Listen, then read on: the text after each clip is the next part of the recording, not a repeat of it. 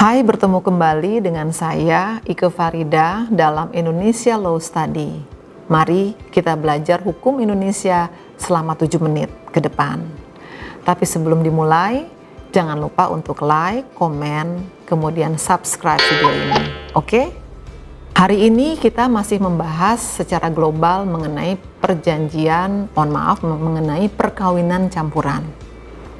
Dalam perkawinan campuran, saya bagi menjadi 4 permasalahan besar, yaitu mengenai perkawinan itu sendiri, sudah dibahas, mengenai kewarganegaraan anak, yang ketiga mengenai ketenagakerjaan WNA pasangan kita, dan yang keempat sekarang saya ingin membahas mengenai administrasi kependudukan. Apa itu administrasi kependudukan? Itu adalah hal-hal terkait dengan prosedur pendaftaran, pelaporan, keberadaan kita di satu wilayah, baik di Indonesia maupun di luar wilayah Indonesia. Selama kita adalah warga negara Indonesia atau selama kita terikat dengan perkawinan, meskipun itu dengan warga negara asing, kita wajib tunduk kepada undang-undang dan peraturan yang ada di Indonesia. Misal, ketika kita melakukan perkawinan, apakah itu di luar wilayah Indonesia maupun itu di dalam wilayah Indonesia, kita harus melaporkan. Kalau di luar wilayah Indonesia, kita lapor kepada KBRI, konselor setempat. Kita laporkan bahwa kita melakukan perkawinan. Setelah kembali ke Indonesia, lapor lagi, ya. Jangan lupa. Nah, apabila perkawinan tersebut dilakukan di Indonesia, kita lapor ke kependudukan, ya. Muslim dan non-Muslim itu ketika menikah di KUA untuk Muslim, untuk yang non-Muslim mungkin di gereja dan yang lain-lain. Namun untuk yang non-Muslim biasanya juga lapor ke catatan sipil. Nah, untuk pelaku atau pasangan perkawinan campuran, selain di KUA bagi yang Muslim, itu juga wajib lapor di Dinas Kependudukan. Ya, Dinas Kependudukan kita wajib laporkan. Bahkan kalau misalnya sudah membuat perjanjian kawin pada saat perkawinan dilangsungkan atau sebelum dilangsungkan, itu bersama-sama juga dilaporkan. Nanti dinas akan mencatatkan di catatan pinggirnya, seperti itu. Administrasi kependudukan juga berarti adalah bagaimana dengan identitas kita. Identitas kita yaitu KTP, kemudian kartu keluarga. Kalau kita sudah menikah kan pastinya harus punya kartu keluarga. Nah, bagi pasangan asing, apakah perempuannya yang asing ataukah laki-lakinya yang asing, tergantung dari kondisi tertentu apakah masuk atau tidak ke dalam kartu keluarga. Apakah bisa punya atau tidak kartu KTP. Nah, ketika misal yang lebih rumit adalah, saya berikan contoh yang lebih rumit ketika suami kita adalah asing dan ketika istrinya adalah orang Indonesia.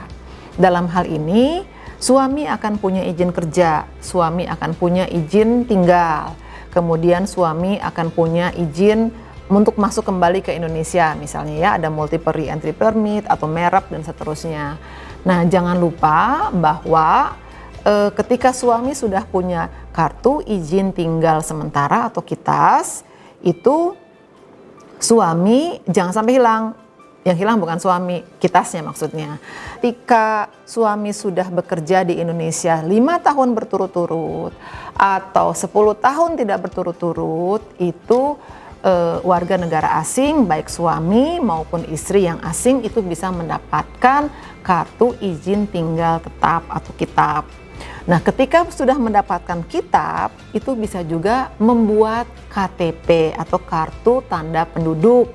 Kartu tanda penduduknya nanti KTP yang WNA, bukan yang WNI. Banyak masalah yang terjadi terkait dengan administrasi kependudukan. Saya ambil contoh misalnya, lupa mendaftarkan ketika anak masih kecil, lupa daftar, lupa memberitahukan.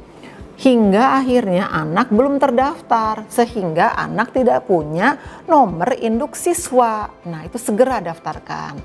Oleh karenanya ketika didaftarkan, nanti Dinas Catatan Sipil itu akan mengeluarkan juga nomor kependudukan, karena kan ibunya adalah orang Indonesia atau ayahnya kan adalah orang Indonesia. Nah, jangan lupa ketika anak kita lahir setelah tahun 2006, Undang-Undang Kewarganegaraan mengatakan bahwa anak kita punya kekhususan, dia dispesialkan, punya fasilitas, yaitu kewarganegaraan ganda.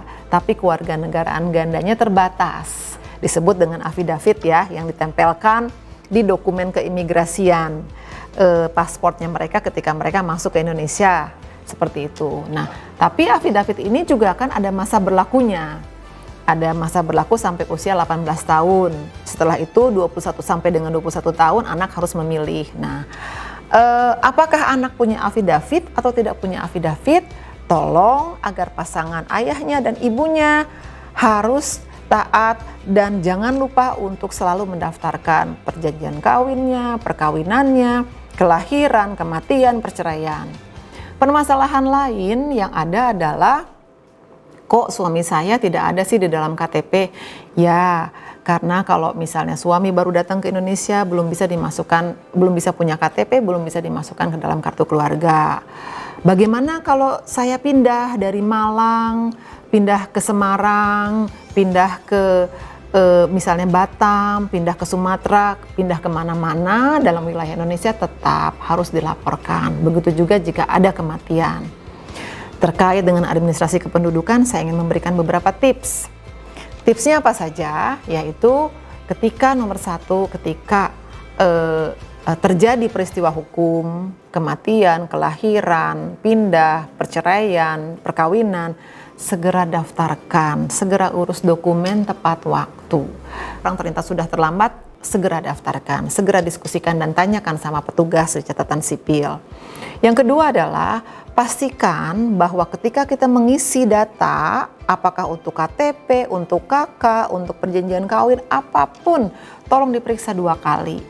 Jangan sampai lu salah nama, salah ejak, nanti bermasalah ketika ada dokumen-dokumen yang terkait dengan paspor dan seterusnya yang berhubungan dengan luar negeri.